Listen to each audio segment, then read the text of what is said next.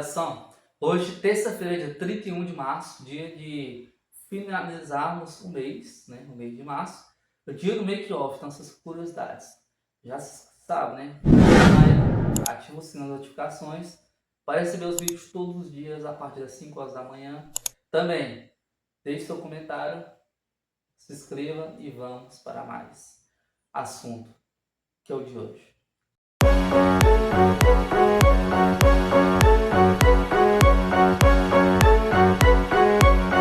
Vamos estudar agora sobre a relação de Paulo com os coríntios, né?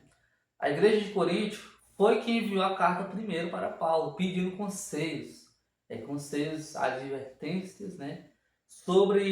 Para ajudar, né, na missão dentro de Corinto. Mas eles não contaram o que estava acontecendo em Corinto. Só mandaram a carta, né, dizendo para Paulo, envia umas cartas para nós nos confortarmos, ficarmos mais fortes, né?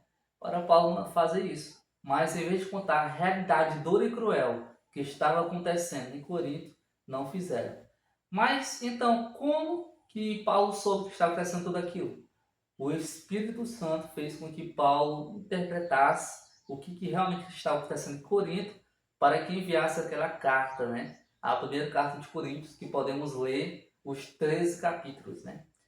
E a outra carta, que é a segunda carta de Coríntios, também foi escrita para os livros, né? Que foi registrado. E aí a condição moral que o pessoal que enviou a carta não contou era devastadora, era triste a realidade, né? Era bastante crítica. Olha, aí a lição trouxe dois exemplos para nós.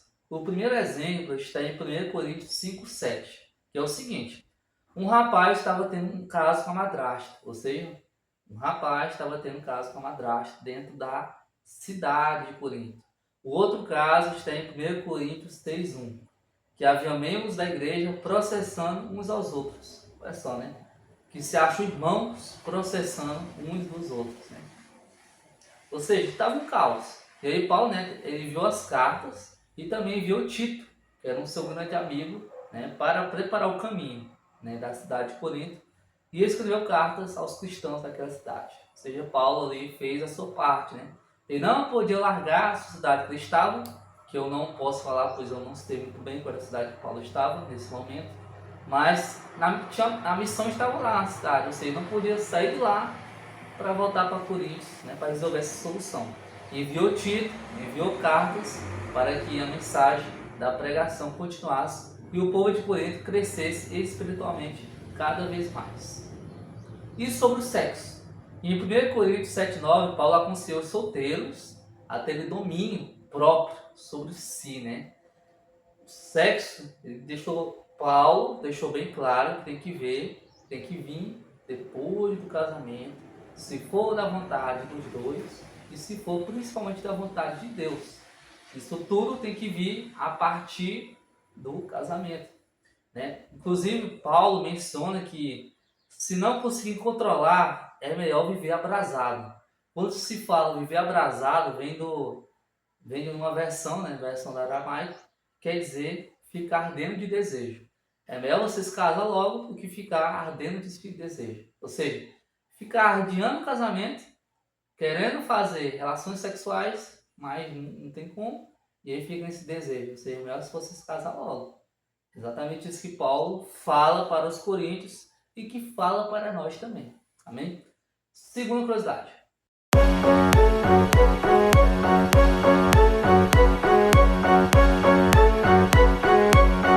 Agora, meu amigo, vamos estudar sobre a mensagem de Paulo aos coríntios, né?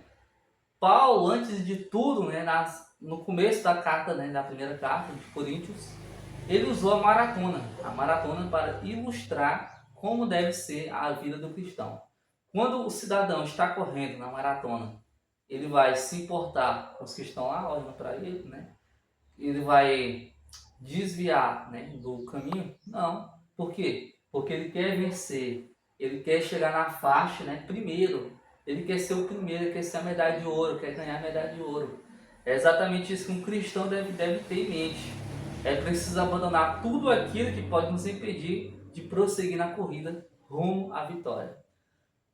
O maratonista pode dar um monte de pés na frente dele, mas ele tem que continuar continuar indo.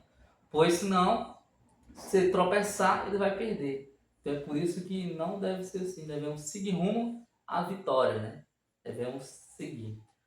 E aí os coríntios entenderam essa ilustração, né? Que Paulo escreveu principalmente para eles, os coríntios. E eles entenderam porque as maratonas ocorriam perto da cidade de Corinto, né? Se você for pesquisar, você vai entender do porquê. Porque tinha uma cidade lá que tinha muita... Era parte da cultura fazer maratona. E o povo de Corinto entendia muito bem e gostava de maratonar, de dar maratona, né? Corrida. Que posteriormente se tornou atletismo, como conhecemos hoje, né? Mas Paulo me enviou essa mensagem, mas ficou triste, né? Ele teve uma tristeza profunda, devastadora dentro do coração, mas não porque o povo se desviou, porque Paulo sabe que todos nós somos pecadores, podemos desviar em algum momento, mas não foi só por isso. Paulo ficou triste porque ele temia que a igreja de Corinto não gostasse de sua pregação, não gostasse de suas cartas, não gostasse das pregações, da mensagem de Deus para o povo. Porque era mensagem dura, né? Era verdadeira, dura e cruel, né? Como a palavra da verdade. E aí Paulo teve medo de interpretar mal o seu conselho e advertência e acabar o quê? Se desviando por completo. Largar aquela vida de cristão e seguir mesmo nas práticas do maligno. Mas muito felizmente, né, graças a Deus, o povo entendeu toda aquela carta, que foi uma carta bem grande, né, para todo o povo, ler e entender e seguir os princípios, foi muito eficaz, né, pois o povo agora realmente ficou no caminho certo, né, claramente estava demonstrando amor e o resultado foi positivo. Os coríntios aceitaram seus conselhos, né? Ou seja, mais uma vez Deus saiu vitorioso e o povo de Deus saiu muito mais vitorioso. Pois essa é a vitória do mundo, nossa fé.